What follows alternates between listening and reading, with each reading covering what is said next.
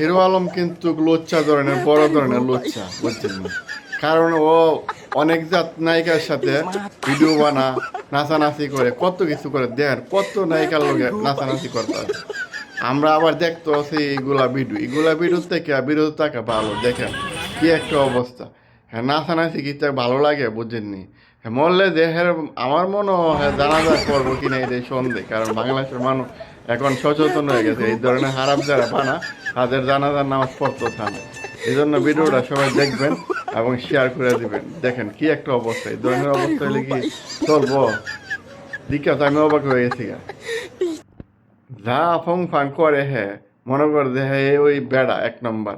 আর এর কাছে আসে মহিলারা, আইসা সাইরা ভিডিও বানা ভাইরাল হয়ে সেরে চলে যায়। ভাইরাল হওয়ার জন্য ওর কাছে আসে, কিন্তু আসলে কিন্তু ভাইরালের পরে ওর কাছে থাকে না। এমনকি ওর নামে কিছু করে দেয় ভাইরালের পরে। এই জন্য বলি, এখনও হিরো আলম ভাই সতর্ক হয়ে যাবে, সবসময় ভালো থাকবে।